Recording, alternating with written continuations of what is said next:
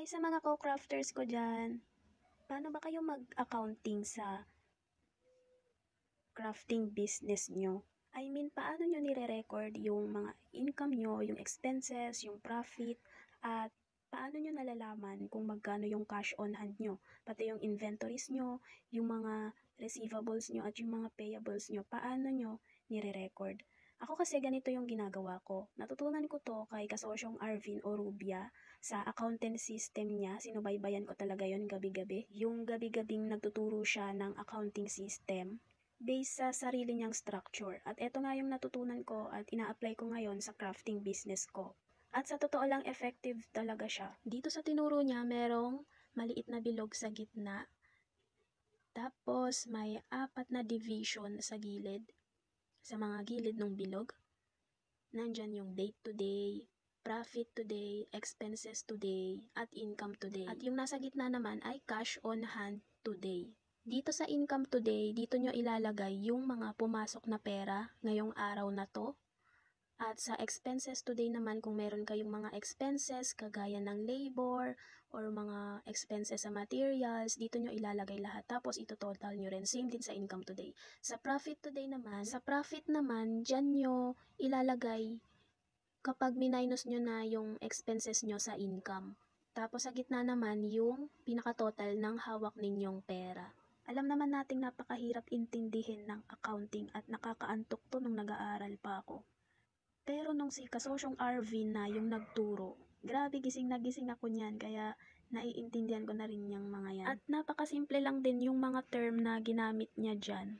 At saka kung paano niya in-explain ay gets na gets nung mga naturuan niya, nung mga nakinig sa kanya.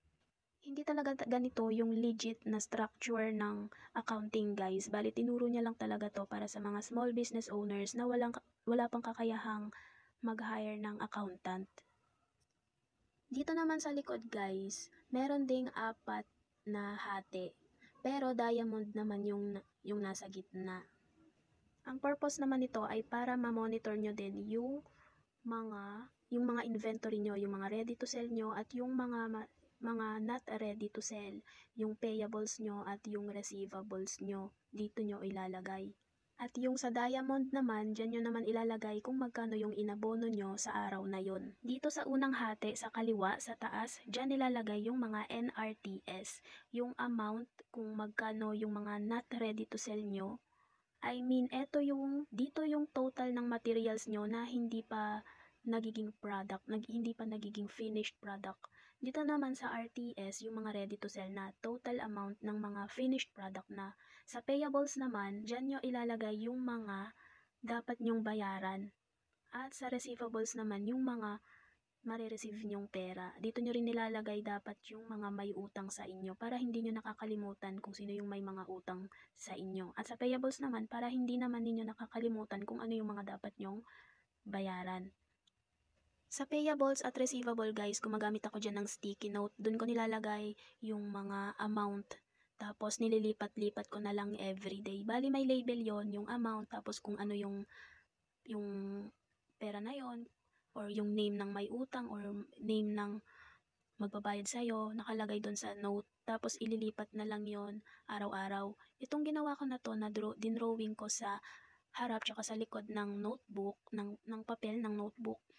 Everyday ko to ginagawa. Pero kapag may araw na walang benta at wala rin akong expenses, nilalaktawan ko yung page na yon. Effective siya kasi araw-araw ko nang nakikita kung magkano yung hawak kong pera, kung magkano yung inventory ko. Kasi usually, di ba, ang inventory every week or every month yan ginagawa. Pero dahil dun sa structure na tinuro sa amin, ay nakikita ko na araw-araw yung mga stocks ko kung magkano. At saka nakikita ko na rin kung kanino ako may utang or ano yung mga dapat kong bayaran at kung sino yung mga magbabayad sa akin, ganon.